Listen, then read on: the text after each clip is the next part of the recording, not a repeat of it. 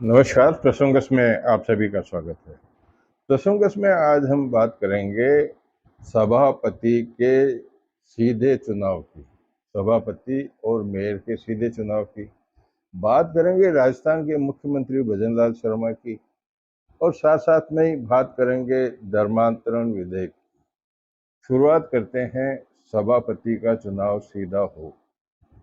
दरअसल में यह प्रश्न इसलिए आ रहा है सामने कि जब किसी समय में सरकार ने, कांग्रेस की सरकार थी उस समय पर, एक नियम बनाया गया था कि सभापति, अध्यक्ष और मेयर के चुनाव सीधे होंगे, यानी कि वार्ड के जो पार्षद हैं वो सभापति अध्यक्ष का चुनाव नहीं करेंगे, बल्कि जनता सीधा जिस प्रकार से विधायक चुनती है उसी प्रकार से सभापति, मेयर भी चुने जाएंगे, अध्यक्ष भी चुने जाएंगे। ये बात इसलिए भी है कि अभी कल ही मध्य प्रदेश सरकार ने भी इस तरह का एक कैबिनेट में प्रस्ताव पास कर दिया है, जिसके अनुसार मध्य प्रदेश में नगर पालिका, नगर निगम, नगर परिषदों के सभापति, मेयर और अध्यक्षों के चुनाव सीधे जनता करेगी। इसका प्रभाव क्या है? इसका प्रभाव ये होता है कि इसके बाद में स्वतंत्र रूप से, जो चाहे मेयर हो, चाहे सभापति हो, चाहे अध्यक्ष हो, वो सीधा सीधा बिना किसी दबाव के, अब दबाव क्या रहता है कि पार्स, देखो राजनीति में क्या होता है, राजनीति की बातें बार बार करनी पड़ती है। वार्ड पार्षद है, वार्ड पार्षद जीत के आता है, अपने वार्ड के अंदर लोगों को कुछ आश्वासन देता है कि मैं जीत के बाद में ये काम करूँगा। काम नहीं होते हैं तो फिर वो कुर्सी के सामने लड़ाई लड़ने की स्थिति आ जाती है। और मजबूरन, क्योंकि जब सभापति, अध्यक्ष को भी डर रहता है कि अगर पार्षदों को नाराज करूंगा तो मेरी कुर्सी को भी खतरा होता भी आया। ब्यावर में तो देखने को मिला कि जब सभापति भाजपा की ही थी तो भाजपा के विधायक ने उनके खिलाफ अविश्वास प्रस्ताव लाने की बात की थी। तो ये इसको मिटाने के लिए, यानी कि जो सत्तासीन है मेयर, सभापति, उसको स्वतंत्र रूप से बिना किसी दबाव के, प्रेशर के काम करने के लिए अगर इस तरह के कार्य हों, लेकिन साथ साथ में यह भी होना चाहिए कि पार्षद उसके खिलाफ ऐसा प्रस्ताव नहीं ला सकते, तब तो ये सार्थक होगा। सभापति तो जनता ने चुन लिया, लेकिन पार्षद अविश्वास प्रस्ताव लेकर के आ जाएंगे तो भी वो दबाव में रहेगा सभापति। तो उसका सार्थक जभी होगा जब दोनों बदलाव करके, राजस्थान में भी इस प्रकार की कार्रवाई की जानी चाहिए। राजस्थान में क्यों करनी चाहिए? क्योंकि धर्मांतरण के मामले में कुछ भाजपा शासित प्रदेशों में जिस प्रकार का बिल राजस्थान विधानसभा में पेश हुआ है कि धर्मांतरण के मामले में जो भी दोषी पाया जाएगा उसको किस किस प्रकार के दंड दिए जाएंगे, 50 लाख का जुर्माना, उसका घर बुलडोजर से खत्म कर दिया जाएगा, धराशायी कर दिया जाएगा।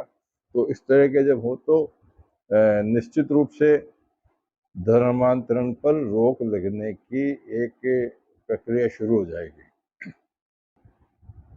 तो कुल मिलाकर के ये कि अब, क्योंकि अब कुछ लोग गरीब होते हैं जो धन के लालच के अंदर अपना धर्म परिवर्तन कर लेते हैं, कुछ लोग मोटिवेट भी करते हैं जो धर्मांतरण करने वाले हैं कि उनके पास में विदेश से फंड आता है और उनकी एक एजेंसी होती है जो यही काम करती है, तो वो इस तरह का हो जाता है। तो उसमें भी ये कार्य अच्छा है कि ये नियम राजस्थान सरकार ने बनाया है, और उसके लागू होने से निश्चित रूप से एक धर्मांतरण पर रोक लगेगी। लेकिन मैं एक बार पीछे वापस जाना चाहता हूँ, क्योंकि सभापति को अगर स्वतंत्र रूप से चुन लिया जाएगा तो यहाँ तक तो ठीक है कि बिना प्रेशर के काम करेगा, लेकिन ये नहीं कि बाद में वो हिटलर हो जाए कि मेरे खिलाफ तो कुछ कार्रवाई हो ही नहीं सकती। अगर सभापति या मेयर कोई गलत काम करता है तो सरकार के पास में वैसे भी अगर कोई आरोप लगते हैं तो सरकार के पास में सारे अधिकार है उसको निलंबित करने का, जो कुछ भी करने का। तो कुल मिलाकर के ये बात है।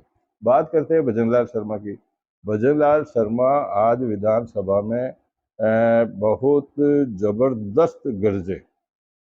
टीकाराम जूली जो नेता विपक्ष हैं, उन्होंने विधानसभा के अंदर 2 कैमरे लगाए जाने के ऊपर अपनी टिप्पणी विधानसभा को की और विधानसभा अध्यक्ष से पूछा कि जब ऑलरेडी 9 कैमरे यहाँ लगाए हुए हैं तो 2 कैमरे एक्स्ट्रा क्यों लगाए जा रहे हैं।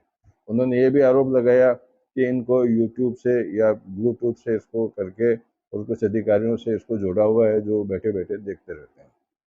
ठीक है, लेकिन जब वो बहुत ज़्यादा हो गई और टीकाराम जूली ने ये भी कहा कि क्योंकि सदन के नेता सदन में बैठे हैं, यानी भजन लाल शर्मा बैठे, तो उनको भी बोलना चाहिए। भजन लाल शर्मा भी गड़गड़ाए।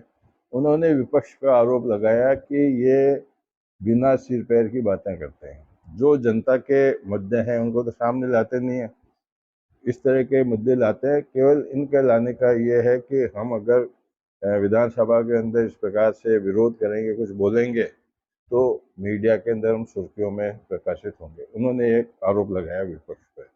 साथ ही उन्होंने विपक्ष से पूछा कि हमारी पार्टी के तो एमएलए भी, मंत्री भी और सरकार के बड़े बड़े अधिकारी भी, जो बरसात से नुकसान हुआ, बारिश से फसलें नष्ट हुई है, उसका जाकर के दौरा किया है।